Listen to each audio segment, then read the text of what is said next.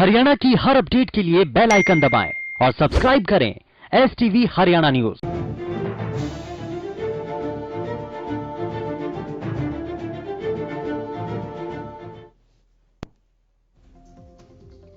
किसान आंदोलन का आज 28वां दिन। कृषि कानून के खिलाफ किसानों का आंदोलन जारी। सिंघू बॉर्डर पर किसान बैठक कर सरकार से मीटिंग पर फैसला लेंगे। बता दें कि केंद्र सरकार ने बातचीत के लिए किसानों को चिट्ठी भेजी है, जिस पर मंगलवार को भी किसान संगठनों की बैठक हुई। वहीं किसानों की ओर से जारी क्रमिक भूख हड़ताल का आज तीसरा दिन है। राष्ट्रीय किसान दिवस के मौके पर टीकरी बॉर्डर पर आंदोलनरत किसानों ने अर्धनग्न होकर प्रदर्शन किया। कड़कड़ाती सर्दी के बीच भी किसानों ने अर्धनग्न होकर कृषि कानूनों का विरोध जताया। युवा किसानों ने टीकरी बॉर्डर से बाईपास तक अर्धनग्न होकर प्रदर्शन किया। इस दौरान किसानों ने कहा कि जब तक तीनों कृषि कानूनों को रद्द नहीं किया जाता, तब तक वो सड़कों पर डटे रहेंगे।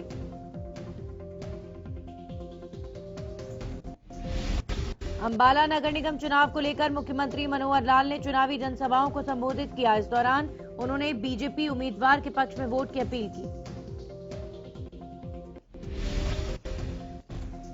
कांग्रेस पर तंज कसते हुए सीएम ने कहा कि कांग्रेस अध्यक्ष सोनिया गांधी ने स्वयं माना था कि हम ऊपर से 1 रुपए भेजते हैं, लेकिन जरूरतमंदों को सिर्फ 15 पैसे ही पहुंचते हैं। बाकी के 85 पैसे उनके नेता और बिचौलिए खा जाते हैं। सीएम मनोहर लाल ने कहा कि बीजेपी सरकार ने भ्रष्टाचार को खत्म करने के लिए सब कुछ ऑनलाइन किया है।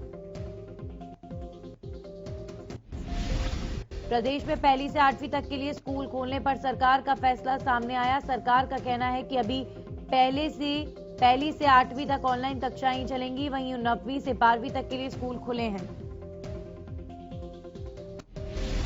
परिवहन मंत्री मूलचंद शर्मा ने सड़क सुरक्षा पर बुलाई गई सड़क सुरक्षा परिषद की बैठक को संबोधित किया। परिवहन मंत्री मूलचंद शर्मा ने कहा कि सड़कें बनाना ही काफी नहीं है, बल्कि सड़कें सुरक्षा मानकों पर खरी उतरें, इस बात पर ज्यादा जोर देना चाहिए। परिवहन मंत्री ने कहा कि मौजूदा वक्त में धुंध और कोहरा सड़क सुरक्षा के लिए सबसे बड़ी चुनौती है। इसके लिए परिवहन मंत्री ने कहा कि इस वक्त सड़कों पर चलने वाली गाड़ियों में इंडिकेटर और रिफ्लेक्टर जरूर लगाएं, जिससे किसी दुर्घटना को कम किया जा सके। प्रदेश में कोरोना की रफ्तार थमती नजर आ रही है। पिछले 24 घंटे में 535 नए मरीजों की पुष्टि की गई है। प्रदेश में 24 घंटे में 10 मरीजों की मौत हो चुकी है। इसी के साथ अब तक कुल 2842 कोरोना मरीजों की मौत हो चुकी है। प्रदेश के गृह मंत्री अनिल विज की तबीयत में सुधार। मेदांता अस्पताल की ओर से जारी मेडिकल बुलेटिन में बताया गया है कि अनिल विज के स्वास्थ्य में सुधार हो रहा है और उनकी ऑक्सीजन सपोर्ट में भी कमी आई है। डॉक्टरों ने बताया गृह मंत्री अनिल विज के स्वास्थ्य में इसी तरह सुधार होता रहा तो उन्हें आईसीयू से वार्ड में शिफ्ट करने पर विचार कर सकते हैं। नीलोखेड़ी में कोहरे ने एक बार फिर से लोगों की मुश्किलें बढ़ा दी। हाईवे पर वाहन चालक दिन के समय में भी लाइटें जलाकर वाहन चलाते नजर आए।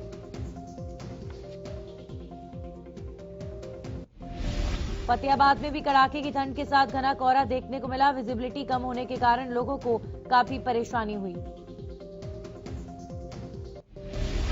गुरुग्राम पुलिस थाने में दबंगों की दबंगाई देखने को मिली और इस दौरान पुलिस महज तमाशबीन बनी रही। दरअसल पुलिस ने थाने में रेप पीड़िता और आरोपी पक्ष को थाने में इन्वेस्टिगेशन के लिए बुलाया था। इस दौरान आरोपी पक्ष की ओर से एक महिला ने पीड़िता के साथ मारपीट की।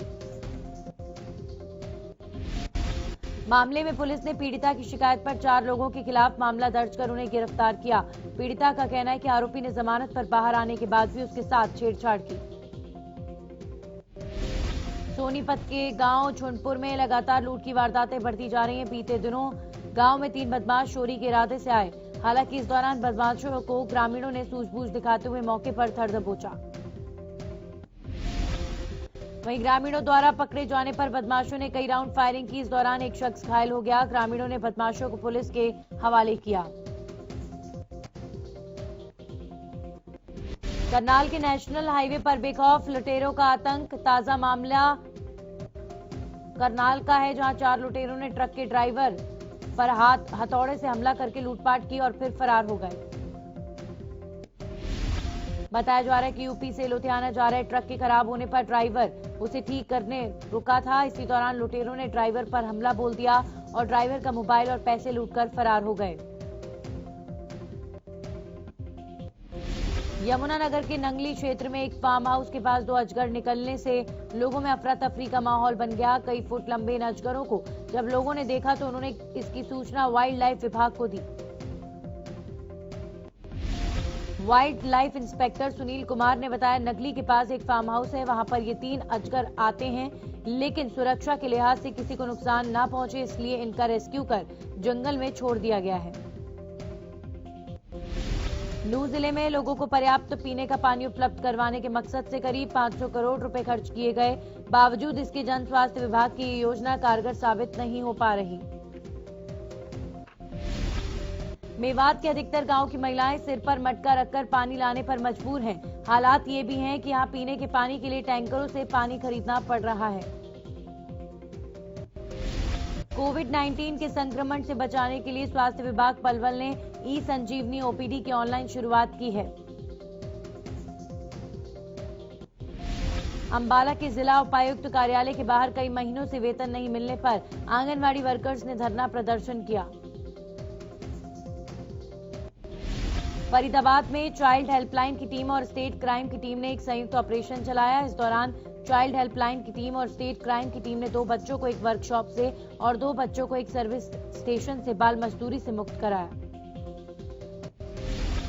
कैथल के गांव पियोदा के सतबीर गिल युवा किसान युवाओं के लिए प्रेरणा का स्रोत हैं। सतबीर गिल अपने गांव पियोदा में जैविक अमरूद, नींबू, पेड़, किन्नू, संतरा आदि की बागवानी कर रहे हैं और अच्छा मुनाफा कमा रहे हैं।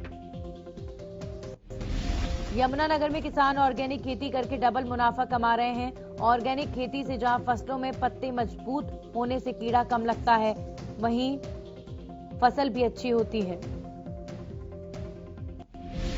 फतेहाबाद के गांव अरवा में के नजदीक डिस्ट्रीब्यूटर नहर में दरार आने से सैकड़ों एकड़ फसल जलमग्न हो गई। पानी के बहाव को देखते हुए किसानों ने नहर के पानी को रोकने की कोशिश की, लेकिन तेज बहाव के आगे उनकी सभी कोशिशें नाकाम नजर आईं। इंद्री के गांव डबकौली कला स्थित धनोरा एस्केप में यमुनानगर से जहरीला पानी छोड़ा जा रहा है, जिससे धनोरा एस्केप पर लगते 32 गांव में जहरीला पानी की वजह से खारिश, चर्म रोग, दमा, कैंसर आदि जैसी बीमारी से दहशत का माहौल बना हुआ है। सर्दी में कोहरे के चलते आए दिन होने वाले सड़क हादसों पर अंकुश लगाने के लिए भिवानी की सीजेएम ने ट्रैफिक पुलिस के साथ मिलकर अभियान चलाया। पानीपत में बीते दिनों एक शराब ठेकेदार की हत्या के मामले में पुलिस को कई अहम सुराग हाथ लगे हैं। इस मामले में पुलिस को सीसीटीवी फुटेज बरामद हुई है, जिसमें साफ तौर पर पूरी वारदात कैद है।